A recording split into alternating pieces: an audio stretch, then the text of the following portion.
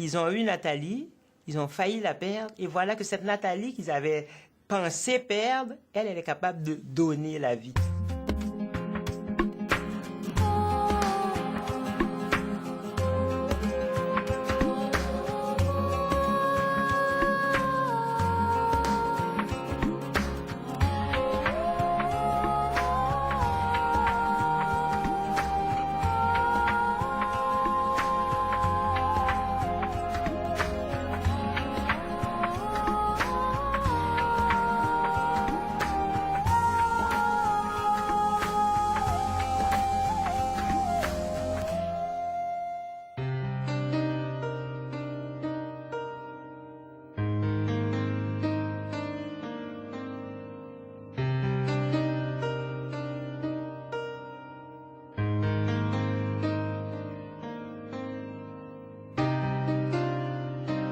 Je suis née à l'hôpital Maisonneuve-Rosemont. Puis étant donné que ma mère vient de la Gaspésie, en 89 environ, ils ont décidé qu'on allait déménager par là-bas. On en restait là jusqu'en 92 environ, au moment où ils ont découvert que finalement j'avais la leucémie. La leucémie, c'est un cancer, c'est le cancer du sang. C'est au niveau des globules là, qu'il y a un trouble. Puis c'est ce qui fait que souvent les plaquettes, là, ce qui nous empêche de saigner abondamment quand on se coupe ou de se faire des bleus si on se cogne. Ces plaquettes-là sont très basses. Autrefois, c'était 20% de chance d'en sortir. Puis, avec le temps, les progrès, les nouveaux traitements qui ont été découverts, maintenant, c'est le contraire. On a 80% de chances de s'en sortir. Et comme on va parler de Nathalie qui est ici, Nathalie n'est pas de la cohorte qui avait 80% de chances de s'en sortir. Parce que c'est un cancer, en fait, il faut y penser. Et les traitements eux-mêmes donnent des complications aussi. C'est de la chimiothérapie et de la radiothérapie. Donc, ça détruit les cellules et ça peut détruire aussi les cellules de la reproduction. Quand tu te fais annoncer dans le bureau du médecin que ta fille a la leucémie, la leucémie, tout ce qu'on sait, c'est un cancer, donc elle va mourir. Tu n'acceptes pas ça là, au départ. La première chose qui arrive, c'est que tu pleures. Quand on annonce à des parents que leur enfant a une leucémie, autrefois, c'était une condamnation à mort. Parce que on leur disait, la maladie, on va faire notre possible pour détruire la maladie et pour sauver l'enfant, mais en route, il peut y avoir toutes sortes de complications. La maladie pourrait entraîner l'enfant vers la mort, mais les traitements eux-mêmes aussi sont très dangereux et très toxiques. On a tout lâché là-bas. On a laissé la maison mobile. On l'a laissé pour la balance des paiements. J'ai laissé mon emploi. Mon mari a laissé son emploi. On s'en est venu ici à Montréal avec zéro, rien. Puis c'est là qu'ils ont confirmé que j'avais vraiment la leucémie, puis qu'il fallait que je sois traitée. J'ai eu un gros 104 traitements de chimio. J'étais allée sur 2 ans et demi de temps, tous les lundis.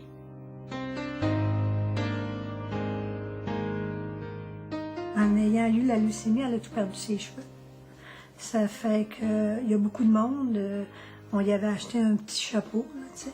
Puis il y a beaucoup de monde, des fois, qui le regardait, tu sais, en voulant dire « Ah, tu sais, pauvre enfant, tu sais, mais pour elle, dans sa tête, elle avait pas de cheveux, c'était pas plus grave que ça, là, tu sais. » Fait que je me souviens qu'à un moment donné, il y a quelqu'un qui l'avait regardé, puis elle avait dit « C'est pas grave, madame, vous savez, là, ça va repousser, ça. » Ça m'avait bien marqué, tu sais, pour elle, nous autres, ça nous affectait bien gros la manière que les gens la regardaient.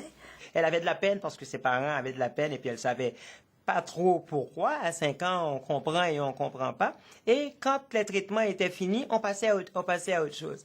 Mais naturellement, ça lui donne une certaine maturité. Pour son âge, là, je veux dire, à 5 ans, là, j'ai trouvé ça réfléchi au bout. C'est qu'elle a dit à une infirmière qui la questionnait sur toutes sortes de choses qu'elle allait s'en sortir, qu'elle allait guérir parce qu'elle avait les meilleurs parents du monde. Puis ça, moi, je ne l'ai jamais oublié, ça.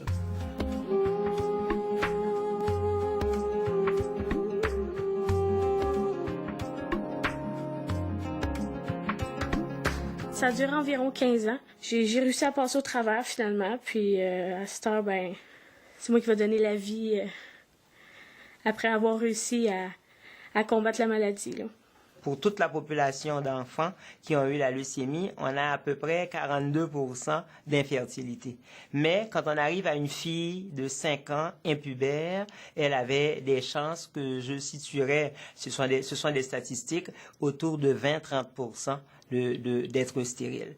Pourquoi? Parce que la chimiothérapie qu'on emploie, certaines plus que d'autres, et la radiothérapie sont toxiques pour les cellules gonadiques, les spermatozoïdes et les ovules. Inconsciemment, le fait d'avoir été autant malade quand j'étais jeune, de m'en être sortie, puis d'avoir appris, puis en ce moment être enceinte, puis donner la vie à quelqu'un d'autre, là, pour moi, c'est fabuleux, puis je me dis c'est la plus belle chose qui pouvait m'arriver, là. Pour Nathalie et pour la famille aussi, avoir un enfant, c'était un peu se prouver. Là, en ayant un enfant, ils viennent de prouver que réellement, Nathalie est redevenue une enfant normale, une jeune fille normale à son âge.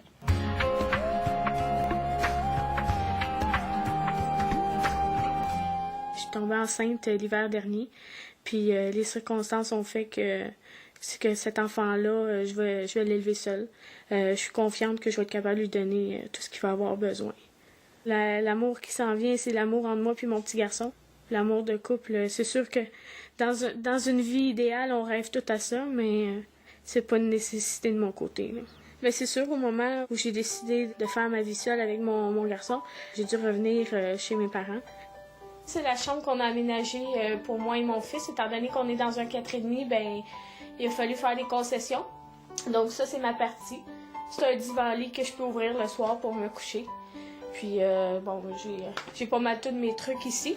Puis de l'autre côté, on a séparé avec un rideau. Puis ici, ben, j'ai la bassinette et tous les trucs pour mon garçon qui s'en vient.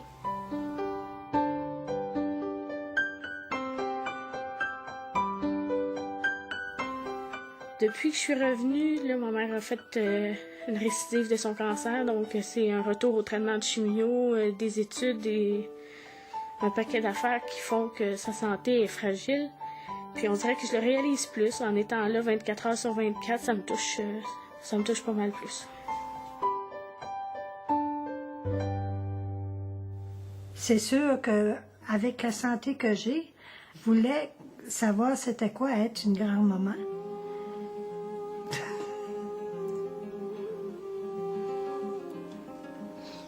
Je pense que c'est ça, là. Ce qui arrive, là, ma femme était très heureuse, elle, du fait qu'elle voulait être certaine de pouvoir connaître ça, être grand-mère, avoir un petit enfant. Alors, c'est un cadeau, ça, d'apprendre ça.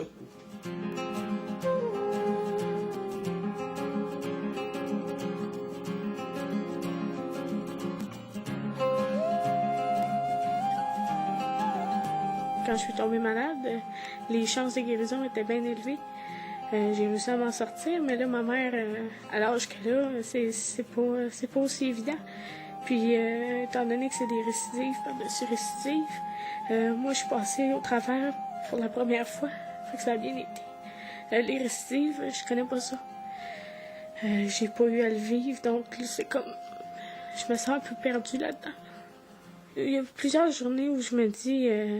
ça va faire, là, on a assez eu. Je me dis aussi que si bon Dieu nous envoie ça, c'est parce qu'on va être capable de passer au travers, puis j'essaie de garder espoir.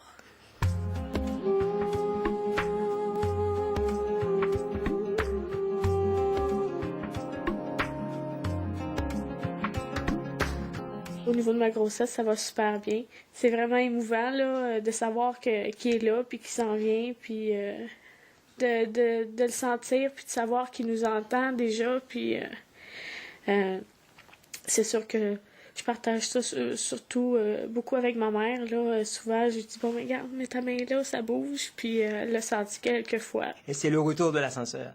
Elle va supporter sa mère, l'encourager et l'aider physiquement aussi, parce que dans sa tête, c'est ce qu'elle m'a dit d'ailleurs, elle s'en est sortie, donc ma mère va s'en sortir. Et elle pense c'est son rôle à elle d'aider sa mère à s'en sortir maintenant, puisque sa mère l'avait aidée il y a quelques années. Quand que ça va mal, mais il me passe des affaires dans la tête. Mais je me dis toujours, ma fille est là, puis mon mari est là. Puis ma fille, elle attend un bébé, là. Tu sais, je veux le voir, ce bébé-là, là. Je veux le prendre dans mes bras, là. Au moment où mon petit garçon va arriver, j'ai l'impression que ça va brasser beaucoup de choses. Que même au niveau de ma mère, ça va être une présence, ça va être... comment je peux dire, elle va s'amuser. C'est la première fois qu'elle va être grand-mère, donc elle va le vivre vraiment à fond. Puis j'ai vraiment hâte.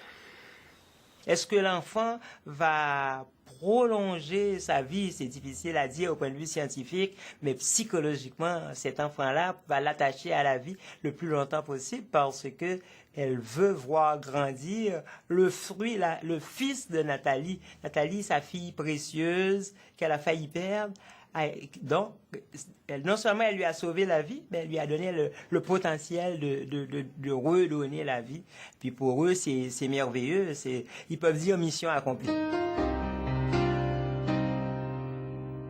Puis 3 signes chinois qui veulent dire force, courage et espoir.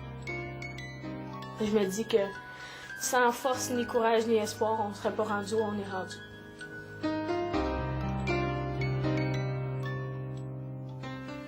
Je me suis promenée sur plusieurs noms différents pour finalement décider que ce serait Michael. Puis par après, j'ai eu plusieurs commentaires au sujet que il y avait un ange qui s'appelait Michael. Peut-être un signe.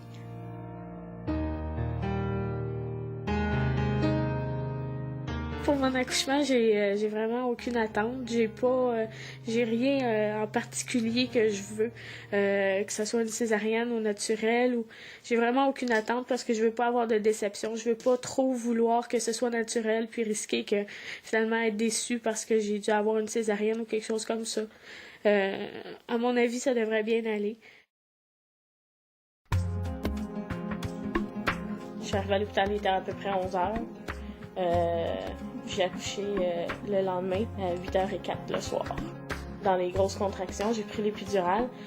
12 heures d'épidural, ça fait plus effet là, à la fin. Fait que l'accouchement, je l'ai eu au naturel. Là. Au commencement, ça allait bien. Elle était relaxe, elle avait des contractions. Je voyais qu'elle était capable de tenir le contrôle.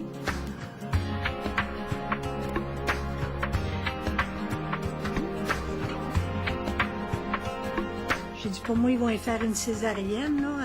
Elle avait perdu vraiment le contrôle de tout. Là. Même le médecin essayait d'y parler, puis elle se contrôlait plus du tout. Elle était beaucoup d'indouleur. Elle était 21 heures d'indouleur. Nathalie, tu vas soulever tes fesses, OK? Lève tes fesses. Nathalie, sortir, Nathalie. On va lever les jambes vers toi. Lève tes jambes vers toi, tu vas venir tirer tes genoux. Fort. Tu dois y aller. Ça va voir Nathalie. Vous allez plus loin,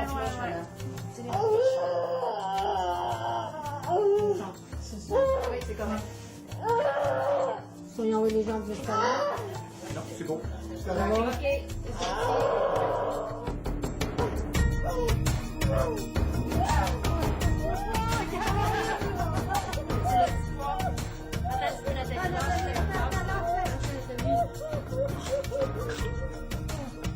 Quand le bébé est sorti, pour moi, c'était... je me voyais, moi, quand j'ai accouché. Je me disais, oh mon Dieu Seigneur, là, c'est ma fille. Je suis grand-maman. Puis dans la situation que je suis, mais pour moi, c'était le plus beau cadeau qu'elle n'a pas pu me donner.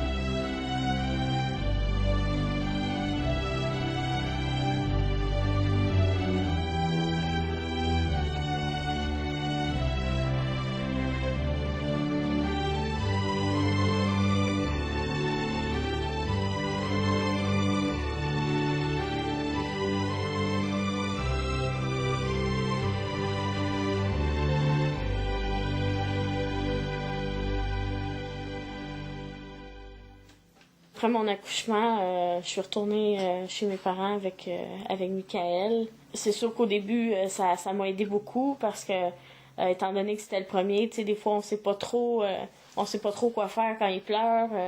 Tu sais, pour avoir un petit moment de répit, mes parents étaient là. Si jamais la nuit, il se réveillait, puis mes parents savaient que j'avais besoin de sommeil, ben, ils venaient le chercher, ils lui donnaient son biberon, des choses comme ça, là.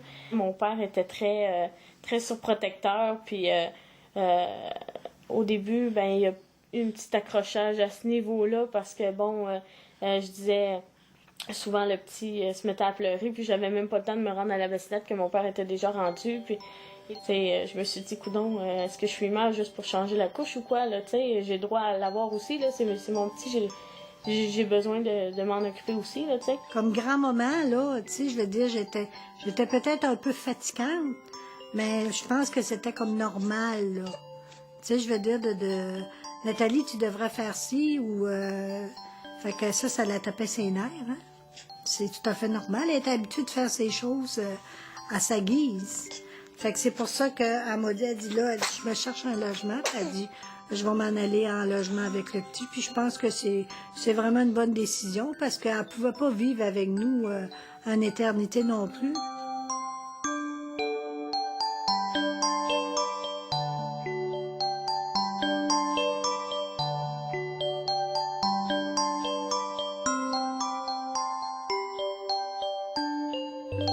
Environ 8 mois de grossesse, j'ai fait une rencontre, j'ai rencontré Alex.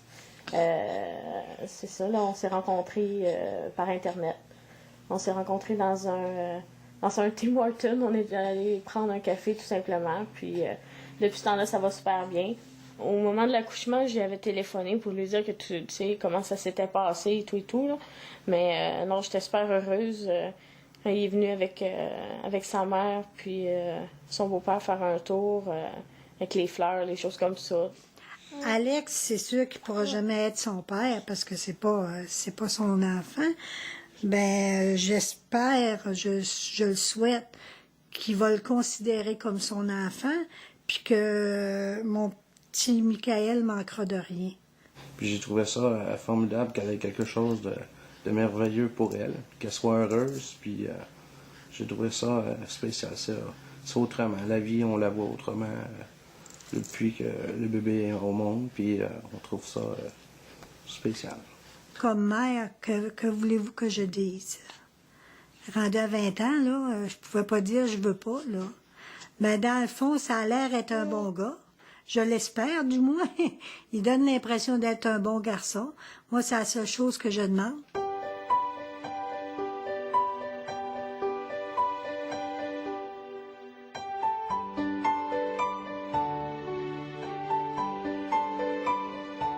Depuis le déménagement, on peut dire pratiquement qu'il habite ici parce qu'il est ici quasiment 24/24, là, à aider pour dépacter les trucs, ces choses-là, parce que j'ai pas toujours le temps, là, en m'occupant de Michael. J'aime beaucoup les enfants. Puis moi, je le considère comme si ce serait mon fils. Écoute, j'en prends soin. Tout ce qui est en demande avec Nathalie, quand elle n'a pas le temps, ben, je peux y rendre le partage des tâches, mais ça me fait plaisir. J'ai une personne de plus qui peut m'aider sur certaines tâches. Si j'ai aller prendre ma douche, quoi que ce soit, si le petit pleure, ben au moins il y a quelqu'un d'autre qui peut lui donner son biberon, des choses comme ça l'aide beaucoup. C'est pas un jouet, là. Ça, tu mets un enfant au monde, c'est une vie, il faut que tu l'éduques, faut que l'enfant manque de rien. C'est quelque chose, là. Puis je pense que ça va beaucoup la réveiller, comme qu'on dit, là. Il y a bien des choses qu'elle va comprendre qu'elle comprenait pas avant. Ça, j'en suis sûre. C'est le beau Michael, la mamie, que je l'aime, c'est mon amour. Ma mère, elle va bien, là. Elle a encore ses traitements de chimio à tous les 3 semaines. C'est sûr qu'à tous les jours, il y a des petites angoisses. Quand ça file pas, souvent on se pose des questions en silence, là. On n'en parle pas trop pour pas affoler tout le monde, là. Je garde espoir. Je me dis qu'à un moment donné, ça va bien finir. Ça peut pas toujours mal aller, comme on dit, là.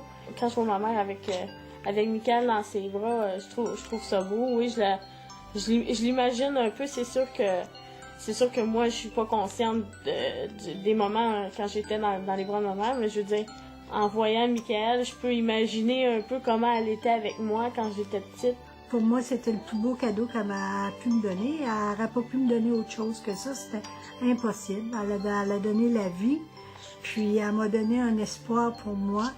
Vu la situation que je suis, ça m'a donné un regain de vie. Je pense que même d'un côté, on dit que des fois, être grand-parent, ça peut faire vieillir, mais moi, l'impression que j'ai, je sais pas si c'est ce qu'elle pense vraiment, mais j'ai l'impression que ça la rajeunit un peu, parce que le fait peut-être d'avoir un bébé, elle se revoit peut-être comme quand moi j'étais bébé.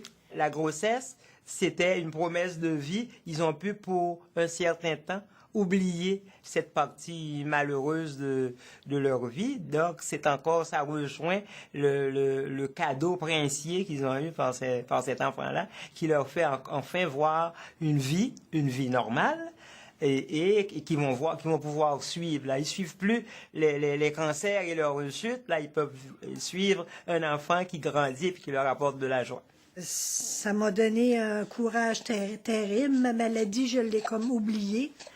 Pour moi, j'étais plus malade. Je vivais, là, j'étais contente. Je me disais, au moins, je suis grand-maman. Je vais avoir un petit poupon à m'occuper. C'est le plus beau cadeau qu'elle m'a donné, c'est ça.